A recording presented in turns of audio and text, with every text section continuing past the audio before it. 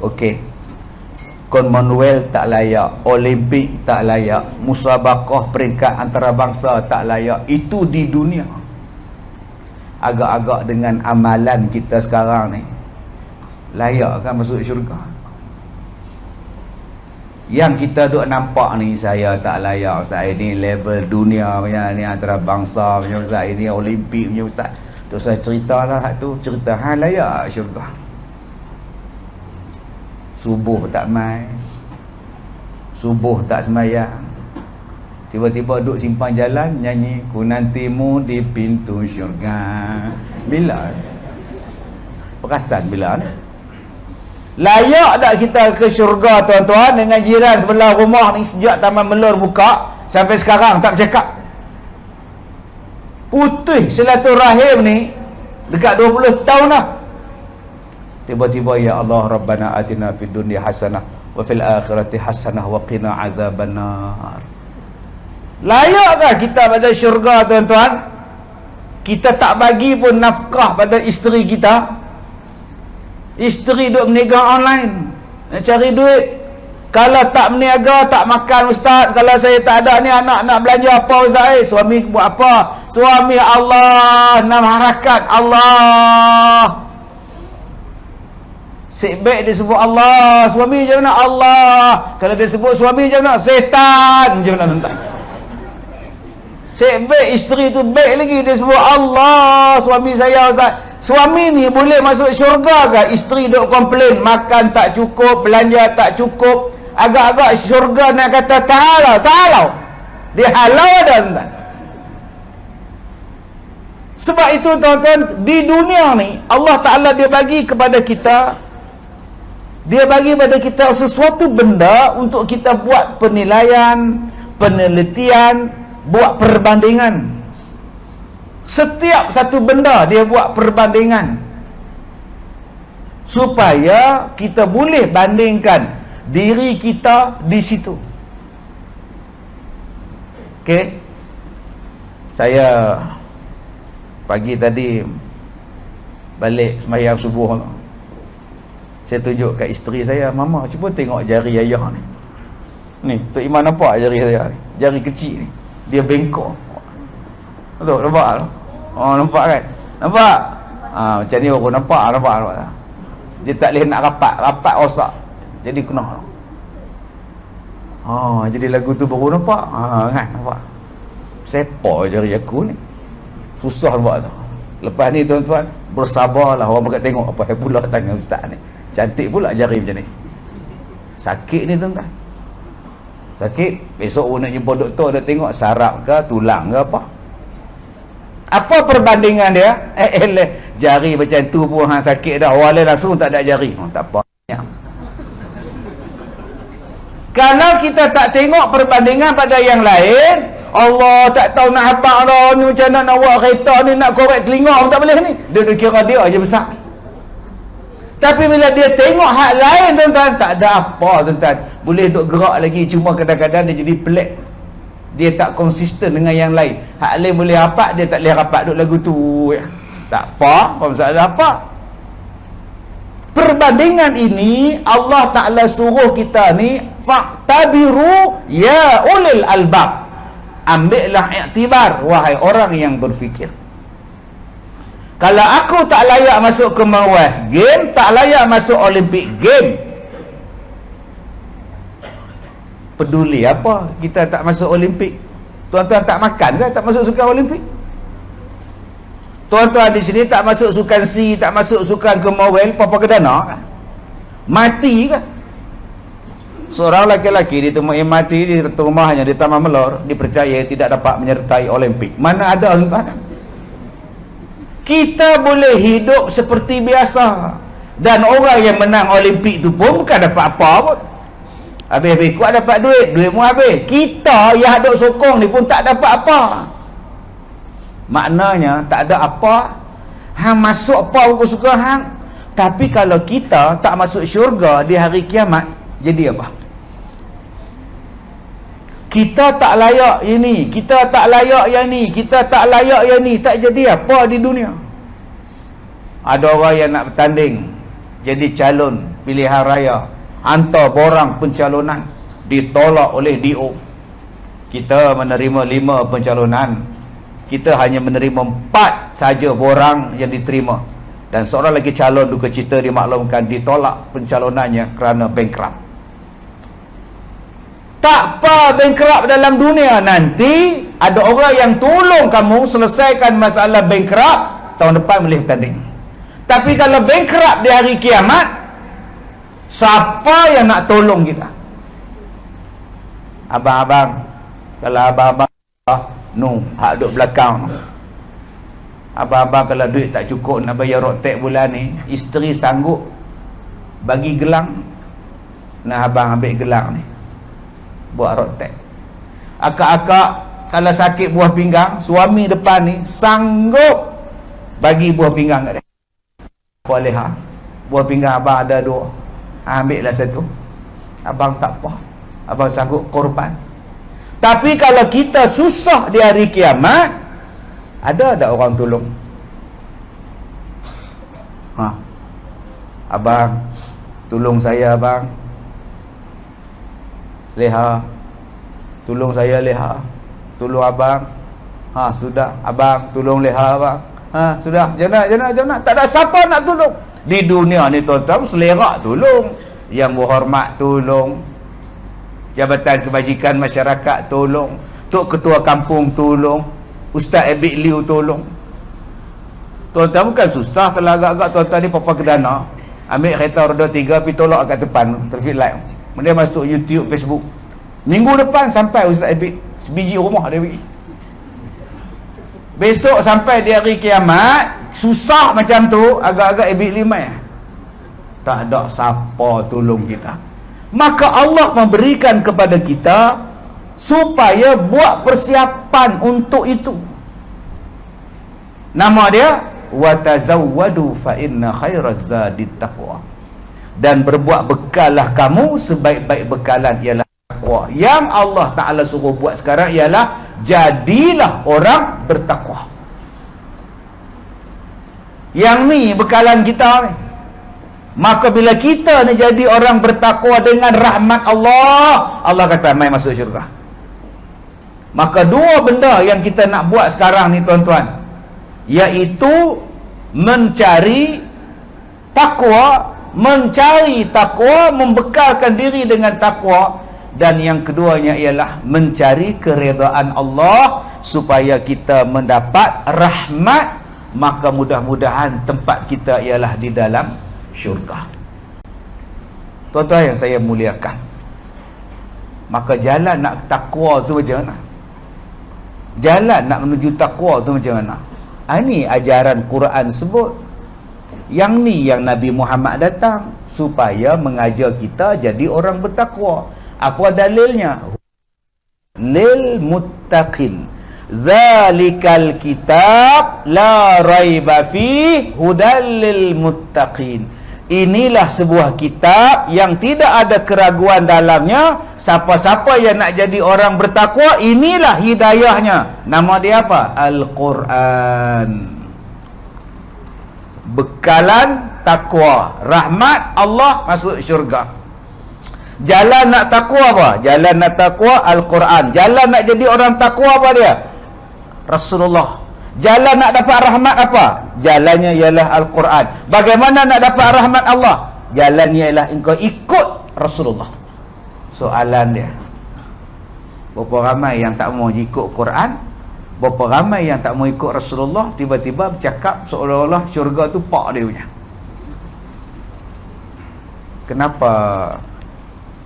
Kenapa akak tidak mau menutup aurat? Tak pasal dia menutup aurat itu ialah hak individu, rambut kuning dia, spek mata 4 segi. You ada hak apa untuk nasihat saya?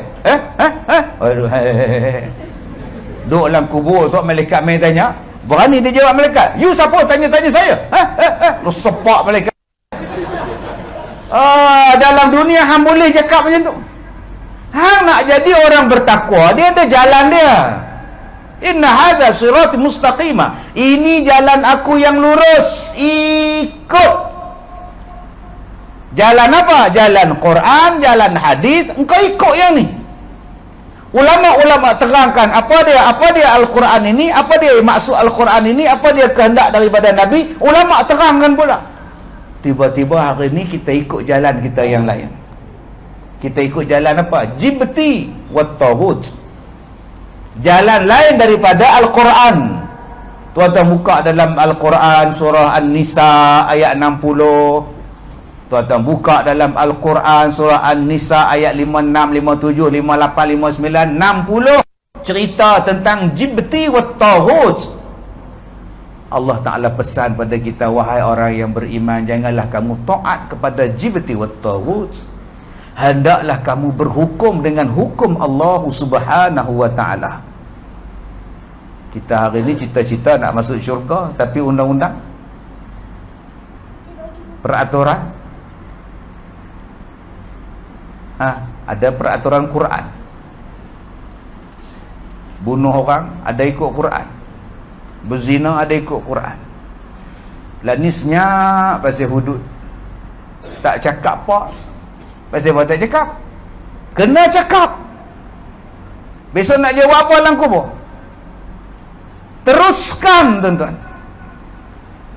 Nanti malaikat tanya, ma kita buka, nak jawab apa? Al-Quran. Ya, bukan dulu hang pakai sekarang, hang pakai separuh-separuh ya. Apa tu minu nabi ba'dil kitab wa takfuru nabi ba'. Kamu beriman pada sebahagian kitab dan kamu tolak pada sebahagian kitab yang lain. Sekarang kamu duduk dalam kubur, kamu kata Al-Quran itu kitab kamu. Bila masa di dunia dulu kamu ikut yang kamu suka, kamu tolak benda yang kamu benci. Duduk dalam kubur kamu kata kitab itu Al-Quran aku, ialah kitab aku.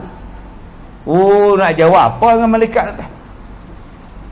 Sebab itu kita kena ingat, jalan nak menuju kepada takwa ni Quran. Sebab itu Allah Ta'ala sebut dia dalam surah Ibrahim ayat 1. Allah Ta'ala sebut dalam surah Al-An'am pun juga ayat 1. 2, Allah cerita tentang minaz zulumati ila nur. Al-Quran ini membawakan daripada kegelapan menuju cahaya. Al-Quran ini mengeluarkan daripada kegelapan kepada cahaya. Siapa-siapa yang mengikut lain daripada Quran, dia gelap. Ilmu yang lain daripada Quran, zulumat. Benda yang tak betul kepada Quran, gelap. Walaupun satu dunia kata betul, satu dunia kata betul, Quran kata tak, Quran tu yang betul. Yang satu dunia tadi zulumat, gelap. Yang nur, yang Quran. Contoh, satu dunia kata manusia ni dari beruk. Satu dunia. Kita belajar daripada kecil-kecil besar mereka ni. Manusia melalui proses evolusi. Asalnya beruk kaki 4. Selepas beberapa lama tegak sikit, tangan atas. Selepas beberapa lama evolusi yang ketiga, tegak sikit tapi badan masih berbulu. Lagi sekali tegak terus jadi orang, berbulu dalam tempat tertentu saja. Inilah proses evolusi, teori Darwin. Oh, manusia pada beruk. Tuan-tuan yang saya hormati, anak-anak cucu beruk sekalian, marah? Anak-anak cucu beruk yang saya hormati, marah? Marah? Sudah haram jadahnya ustaz. Marah saya. Siapa kita belajar di sekolah manusia pada beruk? Al-Quran kata manusia tu Adam, daripada tanah, khalaqahu min turab, daripada tanah dijadikan Adam duduk dalam syurga. Kejadah apa beruk? Bila nak hijrah ni? Dah 60 tahun, 70 tahun jadi buku teks di sekolah. Bila nak hijrah, tukar balik, kami tidak beruk, kami bukan beruk. Yang beruk tu dari orang betul. Beruk tu perangai manusia, perangai beruk betul. Tapi beruk menjadi orang tak betul. Tuan-tuan bela anak beruk seekor, tunggu bila nak jadi orang. Buat apa Pak Din tengok beruk dah 6 tahun bela tak jadi orang ke? Memang dia takkan jadi orang sebab dia adalah beruk. Selagi mana tuan-tuan beranggapan bahawa dianya adalah ilmu, itulah nama dia zulumat. Tuan-tuan dah tolak satu ayat Quran. Apa hukum tolak ayat Quran? Dia tak merosakkan akidah ke Ustaz? Menolak Al-Quran kan merosakkan akidah. Percaya kepada Al-Quran kan rukun iman. Engkau tolak satu ayat, iman kau tercabut. Jangan tuan-tuan kata bahawa benda kecil je Ustaz. Benda kecil apa engkau ajar pada anak-anak ni? Kita baca di dalam Al-Quran ada satu ayat, la tabdila li khalqillah. Ciptaan Allah tidak akan berubah. La, tidak. Tabdil, bertukar. Li, kepada. Khalqillah, semua ciptaan Allah tak akan bertukar. Ada tuan-tuan tengok ikan termenung sekarang, dah tak termenung dah. Macam itulah rupa dah. Ada tuan-tuan tengok ikan sardin. Ni ikan apa ni? Ini sardin. Lain pula ya. Ini sardin 2022. Nama dia sardin kron. Oh, sardin kron. Mana ada tuan-tuan?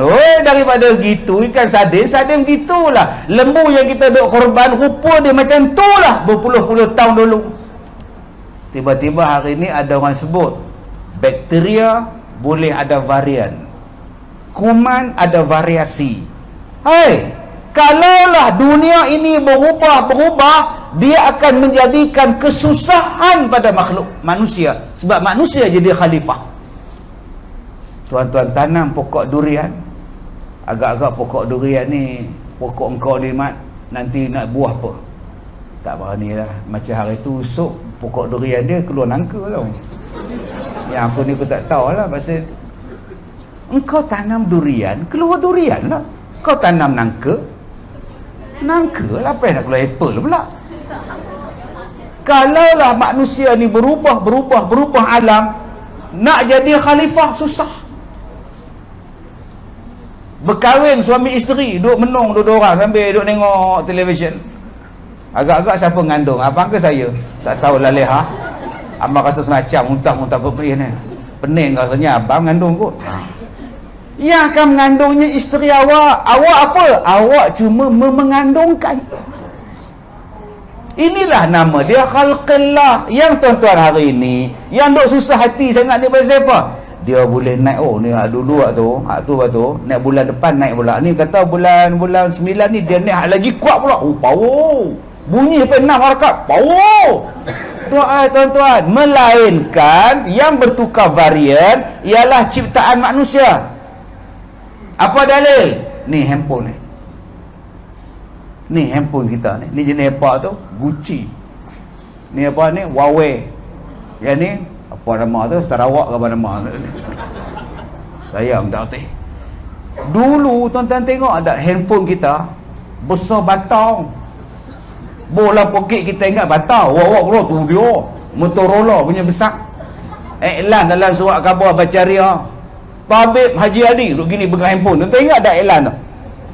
Lah mana ada orang pakai tu. Yang tu kalau katok anjing mampu punya besar tuan-tuan. Lepas tu dia mari Nokia. Nokia 33 sekupang, 332 kupang, hempuk tak pecah. Lepas tu dia mari BlackBerry BB. Jenis buka tutup. Siapa yang ada BlackBerry ke nama apa lupa. Motorola tu kira hebat lah. Boleh ada tutup buka. Lepas tu dia mari smartphone. Dia mari iPhone. Dia mari Samsung. Ni yang terbaru Samsung. Lepas ni agak-agak apa tuan-tuan? Agak-agak Huawei ni yang dia pakai sekarang ni akan jadi yang paling canggih ke? Dah. Lepas 2 minggu dia keluar pula Huawei. Yang ni Huawei pula. iPhone 13 dia jadi 18. Sebab apa? Sebab manusia yang mencipta. Itulah yang berlaku. Yang orang duk takut sekarang ni. Ciptaan manusia yang menjadikan benda tu naik. Nak menyelesaikan masalah tu, tangkap yang menciptakan. Selesai masalah. Hiduplah kita dengan aman. Sebab Allah Ta'ala kata kita dihijrahkan dalam dunia ni untuk menjadi khalifah. Kalau tuan-tuan pakat duk sakit semua, siapa nak jadi khalifah? Siapa nak jadi khalifah? Haji Dollah mana dia? Haji Mak mana dia? Lalu dia berganti Planet of the Apes. Beruk pula jadi imam. Mana Imam Hamali? Dia sakit. Siapa imam? Beruk. Hari ni manusia cuba nak ubah benda-benda ini.